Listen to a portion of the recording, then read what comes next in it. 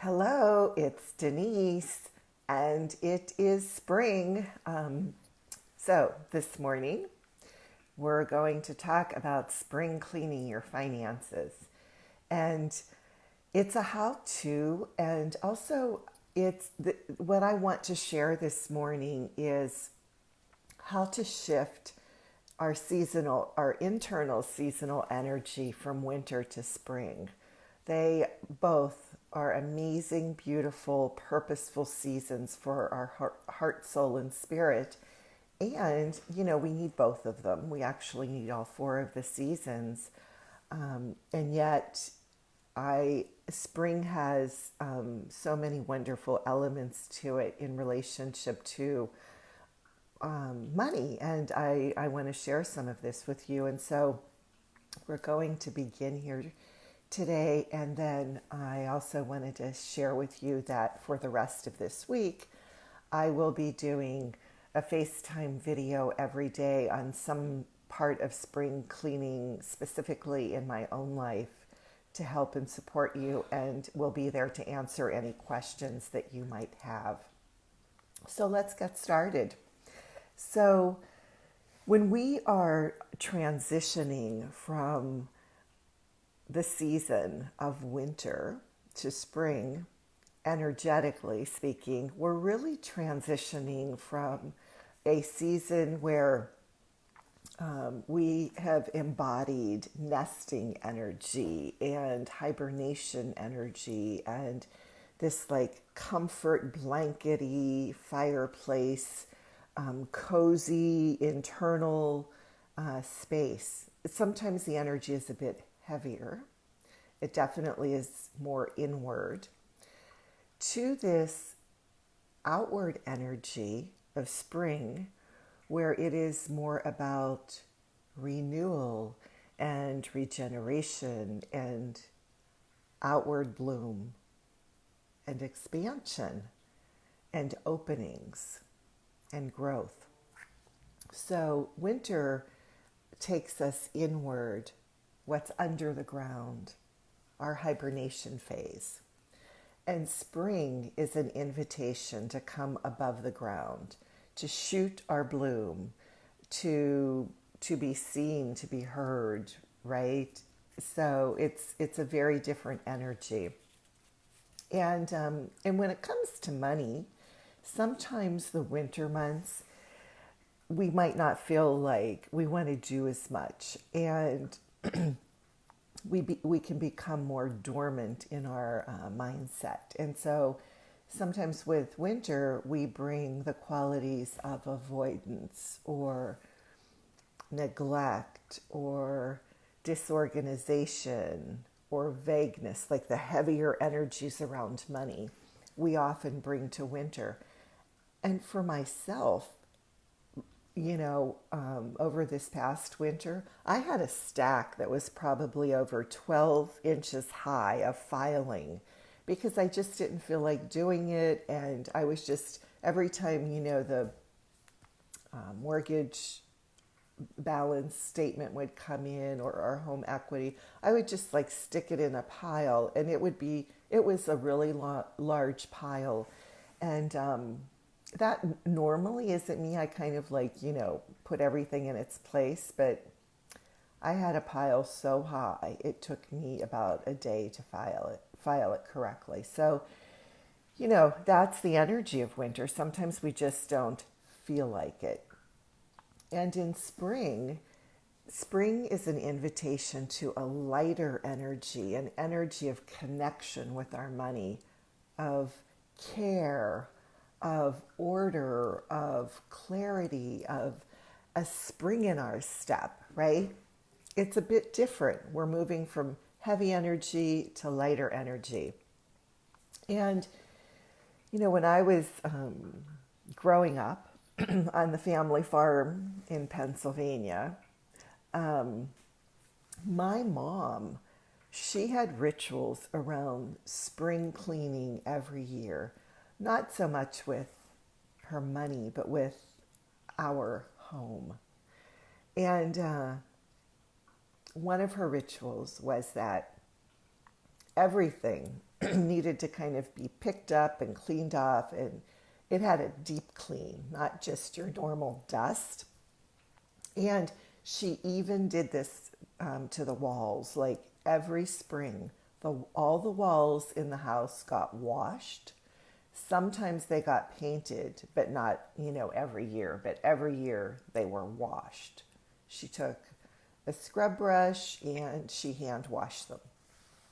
And when I got married and we had our first spring, I started washing walls in our apartment, and my husband said, "What the heck are you doing? I never heard of that before." But it was my mom's way to renew and invigorate, among other rituals that she had. We also had, my dad had a ritual. We had a basement growing up, and he would have us stick a rag on our head, and then we would have a broom, and we would have to like brush down the cobwebs from the rafters in the basement, right? And my mom had this other ritual of,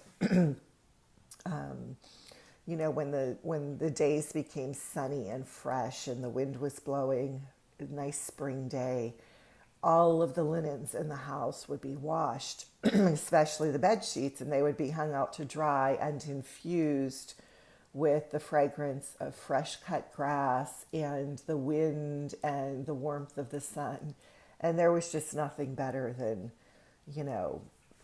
fresh, wind-blown, sun-warmed linens. So those were some rituals that I grew up with around spring. And it's a time of calling internally for us to spruce up, to wash up, to dust, to fluff, to Clorox, to infuse a live energy into what has been dormant or stagnant. And so let's talk a little bit about how do we do this? And I'm going to give you some ideas. You will have some of your own. Please post them in our group for all of us, because we can all benefit. So one of the first ways that we can begin to shift the energy is to bring order to disorder, right? Like I gave you the example. Hi, Susan. Thank you for being here this morning. So one of the ways is that we can bring order to disorder. And I gave you the example of the big stash of papers that I had this past winter. And so I can take that and then I can put them in their appropriate files. And when I did that, actually, I felt this like, this just heaviness, this, I don't know, it was just a feeling around my chest and my heart and my whole body that took a big breath and was like, oh my goodness, I'm so glad that's done. And this is also a time for shredding.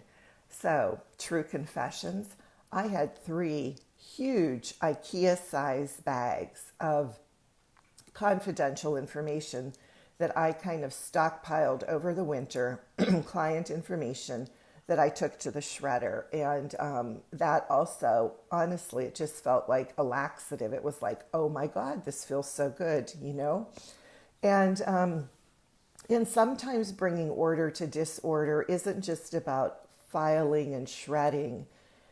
It's also about keeping only what is necessary. And I actually am pretty good at that piece. However, I've worked with folks that have kept, their utility bills for 5 years, just in case there was a mistake, and I would say you don't really need to do that. Once you pay your utility bill, throw it away. Your bank transaction is a record of that. The things that you do have to keep, I will post, like annual mortgage statements, annual home equity, annual types of statements, but not the monthly once the year is over.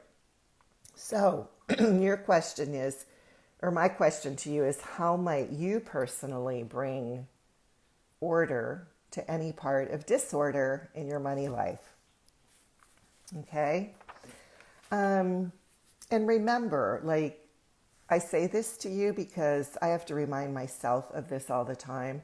Sometimes the my brain thinks, "Oh my goodness, this thing is going to take so much energy," and I procrastinate and don't do it. And yet when the energy that it really takes is not that much, and I make it such a bigger deal in my head than it is in reality. So you might want to look at that for yourself. And also, if you want to bring order to your money space in your life, under our WTF membership on the website, the password is in caps, I am a rich woman. There is a PDF for you to download, Sacred Space, and how to create that for your money life. So, two, another way to shift the energy is to make a list of the money stuff that you have that is incomplete. Make that list. And then one by one, start to bring that stuff to completion. And so these are some ideas. Sometimes people have, like, I don't know, 10 to 15 different bank accounts. And some of them have $10. Some are not purposed. They've been like stagnant. Flow is not moving through them. They're old accounts, maybe from an old relationship, maybe an old credit card account, what have you. So every account that you have, in my opinion, in order for it to be alive, needs to have flow of money in and out, or money has to be purposed in that account. It has to be growing. It has to be purposed for saving. Money needs to be coming in through earnings or other ways. And so, there needs to be a flow. And if you have any account that is not purposed or flowing in some direction, then there could be a consideration to close that account and to zen down your money life, right? Keep it simple, keep it clean, keep it crisp. Another thing is make sure you open all mail. And this is a point of shame for a lot of people, that they don't open their mail daily or even weekly, and sometimes monthly, but sometimes every 6 months. And that's a way that creates heaviness too, because we don't know what has been sent to us in the mail. And often we imagine the worst, or we just feel like, oh my goodness, if I have to look at the mail, and what if there are a lot of bills? So, get a big old trash can, keep a list of what your bills are. Probably most of it is junk mail anyway. There is a cleansing, a lighter energy of just being willing to open what is there. We're moving from hidden energy to what is actually, yes, Yomi, you can get a t-shirt, zen down your money life, girlfriend. And, just when we open our mail, we open ourselves to knowing. It's, sometimes it's anxiety ridden, but this is another part of looking eyes wide open, taking head out of the sand. It's infusing ourselves with more aliveness around money. And completing things like a living trust, or completing a dispute over a credit report, or just all the things that we might have that are incomplete. And you have your own personal list. I have my own personal list, and make a list and just take it one by one. Okay. Incompletion energy is way heavier than the energy of completion, which is lighter and more freeing. You can feel it in your body. So, a third way to bring some spring energy to your money life is to bring nature into your space, and the energy of beauty. Like, one of my favorite things is I love like robin egg blue vases. And I have several of them, and I fill them up with beautiful white tulips, or those like orange red tulips all over the house. And it just brings an aliveness energy, and it's symbolic too. When flowers open, it makes my heart open. I just take a pause and I'm like, oh, that's so beautiful. In my money space, I especially have fresh flowers. That's important to me. And there's also a plant called the money plant. It's some bamboo, and they're everywhere. They're at Home Depot. They're at different florist stores.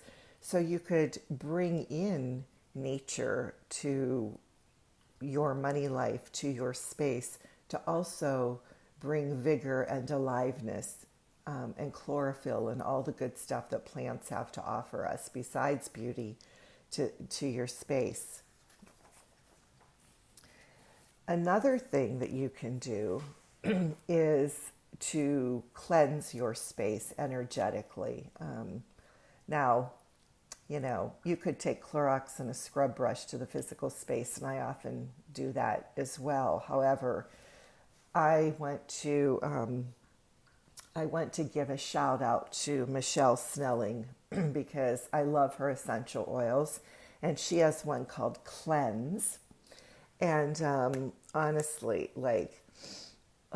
it just, it has a little bit of an antiseptic, but it has, this is the stuff it has in it: eucalyptus, lavender, orange, rosemary, Redmond salt, and distilled water. And I spray this all over my body. I spray it in my room, my office where I see clients and talk with clients. And I also have a diffuser, and I have it in the diffuser, and it just fills the air with this beautiful, fresh breath of energy. And I love it. And guess what? My dogs love it. They just come in here and they just lay on the floor and rest with me when I have my diffuser of Cleanse here. So you all know Michelle. She's a part of our community. And if you don't, Cleanse. Okay. Let's look at a fifth type of way that we can spring clean our money lives. And I actually have a post on this that I'll share with you. It's willing to clean out the cobwebs of our mindset. Being willing to clean out and refresh stories that we hold to be true of limitation, or patterns of behavior that we are entangled in and we feel like, oh, we just can't get out. That we're in a web of stickiness, and it's like, oh my goodness, let me out here. And also the qualities that we can sometimes bring of heavy energy around judgment and blame and shame. Those are way heavier energies, and we can shift those to lighter energies of bringing in the qualities of curiosity and compassion and understanding to our money lives, right? So that's something to think of too, is it's spring. What new story do I want to live? What new story do I want to design my life by? What new story am I willing to embody and embrace and to grow and to put fertilizer on and soak in some nitrogen to really help me to bloom, right? The last little how-to that I want to share with you, and like I said, please add your own to this FaceTime Live, is I like to pick a word that describes what spring and renewal feel like to me. A word that stimulates my senses, that is embraced by my heart, that feels good to my spirit. And when I think about, so I invite you to find that word too. Let it come to you. Let it find you. Take a hike. Let the word find you. Invite in the intention of hey, what word wants to come to me to describe how I want to embrace spring? That word for me is 4 letters. 5 letters, sorry, crisp. That for me right now is my word this year around spring. And so when your word comes to you, one of the things that I would ask you to do with that word is to have some inquiry with it and dialogue, and say to that word, how do I bring in the quality of crisp into my money life for this spring season? What does that feel like? What does that look like for me? And for me, when I think of crisp, I think of those bed sheets hanging on our outside clothesline on our farm, with the wind and the warm sun and just this lusciousness that I like want to wrap myself in. And so if I say to myself, how do I want to bring crisp into the organization of my money life for me? That would be easy. It would be like file folders, all of the same color with those little tags on them, where you put like what they are, and up-to-date paperwork in each one. I'm not so much a folder person on the computer. I'm more of a touch your paper file person. I know that can be kind of like old-fashioned, but I like it. So that for me, that's how that would be.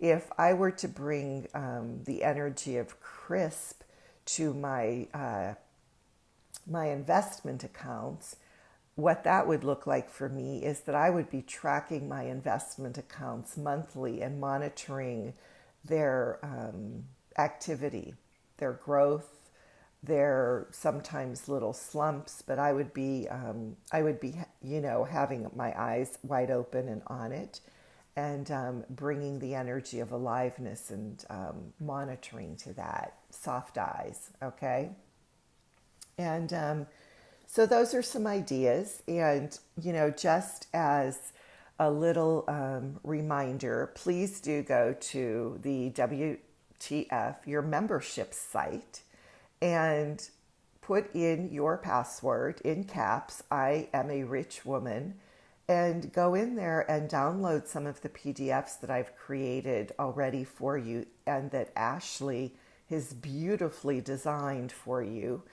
That's another yummy thing that brings crispness and aliveness to our money lives when we have fun things to read and go to, right? And so, Katie, hello, and Michelle, hello. Hugs, kisses, and lots of love, to all of you. And I want to just close. I love poetry. I want to close with a poem for you that reminds me of the energy of spring. And this poem is from an amazing book called The Sun and Her Flowers by Rupi Kaur. Okay, and here it goes. No welcome mat, no extra bedrooms. I'm opening all the windows, airing it out, putting flowers in a vase in the middle of the kitchen table, lighting a candle, loading the dishwasher with all my thoughts until they're spotless, scrubbing the countertops. And then I plan to step into the bathtub, wash yesterday out of my hair, dress my body in gold, put music on, sit back, put my feet up, and enjoy this typical Monday. So what I also want to say as a reminder is every day this week, I will be sharing a little of my own personal specific spring cleaning with you. And tomorrow it will begin with our wallets. So for today, this is a warm embrace of some concepts of how we can begin to shift our energy from heavy to the lightness of spring. And then later, every day this week, we will be working on little projects that kind of bring aliveness to different parts of our money lives. So thank you, Susan and Yomi and Katie and Michelle, for being here this morning. I hope this was really helpful.